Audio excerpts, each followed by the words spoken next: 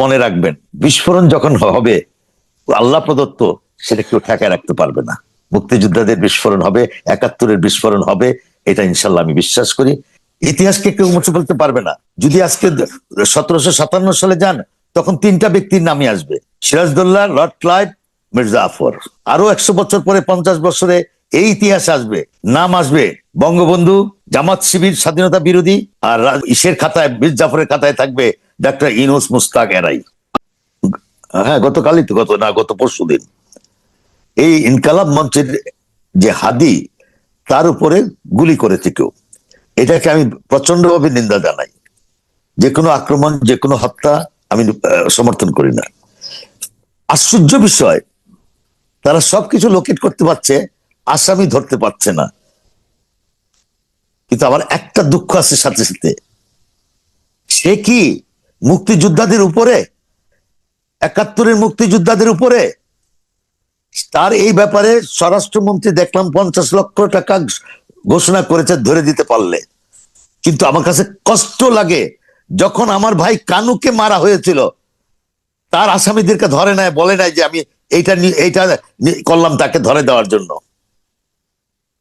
কোন কানু সাহেব? কুমিল্লার কানু, মুক্তিযোদ্ধা কানু। আচ্ছা আচ্ছা, জি জি, বুঝতে পারছি। হ্যাঁ, তার আসামিদেরকে ধরা হয়নি। সে তো সূর্য সন্তান। আমার কাছে এই পার্থক্য লাগছে এই সরকারের, এই সময়ের। মুক্তিযুদ্ধের আদর্শকে ধ্বংস করার জন্য, মুক্তিযুদ্ধকে ধ্বংস করার জন্য, যেরকম এই যে ইসলামিক বক্তা, সম্ভবত জামাত ইসলাম করে, ইব্রাহিম সাহেব, কাজী ইব্রাহিম, উনি বলেছেন 71 বাদ দিতে হবে। 71 মিথ্যা, যারা করছে তারা মিথ্যা, 71-এর স্বাধীনতা সব মিথ্যা, 71-এর প্রজন্ম মিথ্যা, সব মিথ্যা।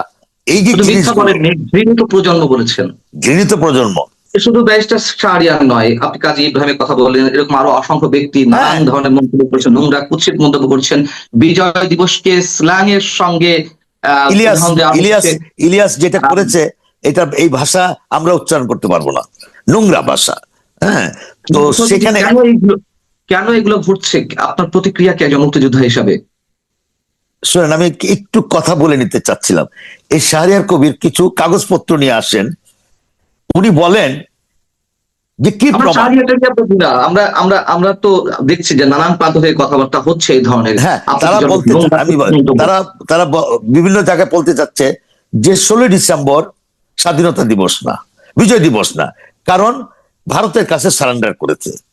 ওনার বোঝা উচিত তখন মিত্র শক্তি, মিত্র বাহিনী একটা ছিল। এখন বলা হয় যে উসমানী সাহেবের কাছে কেন, উসমানী সাহেব কেন সারেন্ডার থাকলো না? উসমানী সাহেব বাংলাদেশ সেনাবাহিনী প্রধান। এখানে যদি পাকিস্তান সেনাবাহিনী প্রধান ইয়াইয়া খান আসতেন, তাহলে অবশ্যই উসমানী সাহেব আসতেন, এখানে মানিক শাহ আসতেন। এখানে পূর্বাঞ্চলীয় চিফ যিনি ছিলেন অরোরা, তাকে পাঠানো হয়েছিল। এবং মুক্তিযুদ্ধের যে ডেপুটি ছিলেন একে খন্দকার, উনি ছিলেন। এবং সবচেয়ে বড় জিনিস, যারা এই কথা বলে তাদেরকে দেখা উচিত, ছবি আপনাদের কাছে ছবি থাকবে, আমার কাছেও আছে, যে নিয়াজিকে ইন্টারকম থেকে স্কট করে major Haidar, that mean sector 2 commander major Haidar, মধ্যে নিয়াজি, ডান দিকে অরোরা, স্কট করে নিয়ে গেছে। তো তাদের ভাষায় যে মুক্তিযোদ্ধারা ওইখানে ছিল না, এটা সঠিক না, এটা একটা মিথ্যাচার।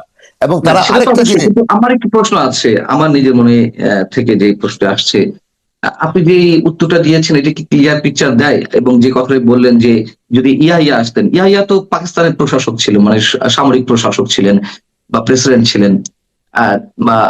আমাদের আতাউল গনি ওসমানী সাহেব তো আর তা ছিলেন না, তিনি ছিলেন মুক্তি বাহিনীর প্রধান, হ্যাঁ, মুক্তি বাহিনীর সর্বাধিনায়ক। তাকে আমরা তার সঙ্গে মিলাবো কেন? হ্যাঁ, সারেন্ডার করছে জেনারেল জগদীশ সিং অরোরার সামনে, উনি তো সামনে উপস্থিত থাকতে পারতেন। এবং ইতিহাস থেকে যা বলে, উনি কোনো মান, অভিমান, ক্ষোভ থেকে আসেননি ওসমানী সাহেব। না, কথাটা সঠিক না, না, কথাটা সঠিক না। উনি সেনা প্রধান, আপনি ইয়ে খানের কথা বলুন, ইয়ে খান যেরকম রাষ্ট্রপ্রধান, পাশাপাশি কিন্তু উনি পাকিস্তান সেনাবাহিনীর প্রধান ছিলেন এবং চিফ মার্শাল অ্যাডমিনিস্ট্রেটর ছিলেন। সেটাই, এখানে তো মানিক শাহ আসেন নাই, জেনারেল মানিক শাহ আসেন নাই, ইন্ডিয়ান সেনাবাহিনী প্রধান উনিও আসেন নাই। ওরা কিন্তু পূর্বাঞ্চলীয় কমান্ড প্রধান যিনি, তিনি আসছেন। যেহেতু নিয়াজি ইস্টার্ন ইস্টার্ন পাকিস্তান সেনাবাহিনী ইস্টার্ন কমান্ডে ছিলেন, তার উপস্থিত ছিলেন। আমি নতুন প্রজন্মের দিকে একটু ফিরে যেতে চাই। আপনি বলছেন যে গণজাগরণ মঞ্চে ৭১ প্রজন্ম আর ২৪-এ যারা আন্দোলন করেছে, নিশ্চয়ই তারা সবাই স্বাধীনতাকে অস্বীকার করে তা নয়। একটা বড় অংশ অবশ্যই স্বাধীনতাকে স্বীকার করে, এবং বরঞ্চ যারা অস্বীকার করে হয়তো তারা তাদের একটি অংশ সামনে চলে এসেছে, তারা এখন ফ্রন্ট লাইনে। আমার প্রশ্ন হচ্ছে সেই অংশটা কোথায়? ২৪-এর আন্দোলনে, ২৪-এর গণ আন্দোলনে বা অভ্যুত্থানে যারা যেই তরুণ প্রজন্মের অংশটি মুক্তিযুদ্ধের চেতনায় বিশ্বাসী ছিল, গণজাগরণ মঞ্চের যে অংশটি মুক্তিযুদ্ধের চেতনায় প্রবলভাবে বিশ্বাসী ছিল, তারা কোথায়? এটার উত্তরটা আমি দুইটা ভাগে দিই। আপনি তো দুইটা গণজাগরণ মঞ্চ একটা প্রজন্ম, যেখানে যার স্লোগান শুনেছিলাম লাকি নামে একটি মেয়ের, নিশ্চয়ই সে এত বছরে 2012-11, 2013-14 সে নিশ্চয়ই এখন সেই লাকি নেই, নিশ্চয়ই অনেক বড় হয়েছে। তার দিকে যে কিছুদিন আগে লাকি শাহবাগে এসেছিল, তখন তাকে একটা ট্যাগ দেওয়া হয়েছিল, শাহবাগী আবার আসছে, ঠিক আছে। আর এখনকার প্রজন্মে যারা আন্দোলনে নেমেছিল, আমি সোজা ভাষায় আপনাকে বলি, আমি নাম নিয়ে বলি, হাসনাতের ভিডিও আমার কাছে আছে। সে স্লোগান দিচ্ছে বঙ্গবন্ধুর বাংলায় বৈষম্যের স্থান নাই, মুক্তিযুদ্ধের বাংলায় বৈষম্যের স্থান নাই।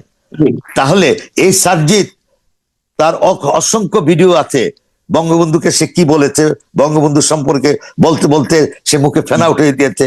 তারাই 5ই আগস্টের পরে সুরটা চেঞ্জ করেছে। এখন যারা ডাকসুতে আছে ছাত্র, এরাও তো ছিল আন্দোলনে। এই আন্দোলনে তারা কি করেছে, তাদেরও তো নিজের স্বীকারোক্তি ছিল, মুখোশ পরে তারা ছাত্রলীগ করেছে, তাই না? তাহলে এরাই, তাইলে কি বলবো, যে যারা আজকে বঙ্গবন্ধুর বাংলায় বৈষম্যের স্থান নাই, মুক্তিযুদ্ধের বাংলা বৈষম্য স্থান নাই, এখন যখন তারা অস্বীকার করছে, অস্বীকার মানে কি, ৭১-কে অস্বীকার করছে। কালকে হাসনাদের যে ভাষা শুনলাম, ৭১-এর জায়গা হবে না, তো সেখানে দ্যাট মিনস কি, তাকে আমি কি বলবো, স্টেট সুধা ভাষা বলবো, হিপোক্রেট। তারা আমাদের সঙ্গে ধোঁকাবাজি করেছে, জাতির সঙ্গে ধোঁকাবাজি করেছে। কিন্তু একটা জিনিস তাদেরকে মনে রাখতে হবে, আমি জাস্ট একটা উদাহরণ দিয়ে বলছি। 1972 সালে জাসদ জন্ম হয়ে যেরকম আজকে জাসদের কোনো চিহ্ন নাই, আগামীতে আপনি দেখবেন এই ছেলেপেলেদের কোনোদিন কোনোটাকে খুঁজে পাওয়া যাবে না। পার্লামেন্টে দাঁড়াক, একটা ওয়ার্ডে দাঁড়াক, কেউ না একটা ওয়ার্ডে দাঁড়ালো, তারা নির্বাচিত হতে পারবে না। এইভাবে কিন্তু পাশাপাশি ওই যে বললাম কিছুক্ষণ আগে, আমি নিজে থেকে বলতেছিলাম, আমরা যখন স্বাধীন করে আসছি অস্ত্র ছিল গাড়ে, চিন্তা করি নাই এই জিনিসটা নিব, ওই জিনিসটা নিব, এই ক্ষমতা চালাবো, ওই ক্ষমতা চালাবো। তারা তো 2 দিন আগে যে অবস্থা ছিল, তাদেরকে প্রশ্ন করে না কেন দুদক, তাদেরকে প্রশ্ন করে না কেন দুদক, যে তোমাদের কাছে অর্থ সম্পদ কোত্থেকে আসলো? এই হলো আজকে এদের চরিত্র। আর এই চরিত্রের সঙ্গে যেহেতু চরিত্র হনন হয়ে গেছে, এবং চরিত্র হননের মূল মাস্টার দাতা হলেন ডাক্তার মোহাম্মদ ইউনূস। সোজা ভাষায় আমি একটা জিনিস আপনাকে বলবো, যদি কষ্ট না করেন আমি বলে দেব, সেটা হলো আজকে যে অবস্থাটা সৃষ্টি হয়েছে, যে হাদিকে কেন্দ্র করে, হাদিকে গুলি করবে কেন আওয়ামী লীগ? আওয়ামী লীগের খায় দেয়া কাম নাই। হাদিকে কেন গুলি করবে বিএনপি? বিএনপি খায় দেয়া কাম নাই। হাদিকে ইম্পর্টেন্ট পার্সন বিএনপির কাছে, যেখানে থেকে বারে বারে বলতেছে নির্বাচনী এলাকা ঢাকা 8, আব্বাসের কাছে, মানে আব্বাসের কি বলবো, আব্বাসের যে পারিবারিক যে ভোটার আছে, তারও তো 10 ভাগের 1 ভাগ পাবে না সে পুরা কনস্টিটিউন্সিতে। যদি তাহলে সে তো থ্রেট না আব্বাসের জন্য, তাহলে বিএনপি কোন খায় লাগছে? চিন্তা করতে হবে বেনিফিটেড কে। আমি তো বলে ফেলছি 12ই ফেব্রুয়ারি ইলেকশন হবে, বেনিফিটেড হবে কে? এ তো একটা হাতিয়ার হিসাবে ব্যবহার হচ্ছে, ও তো একটা উসিল্লা হিসাবে ব্যবহার হচ্ছে, নিরীহ ছেলে হিসাবে আজকে সে বলেই পাঠা হতে যাচ্ছে। এই হাদি হাদি কি, যদি বিবেক থাকে, ওকে আল্লাহ বাঁচায় রাখলে বুঝবে যে আমি কেন বলির পাঠা হতে যাচ্ছি।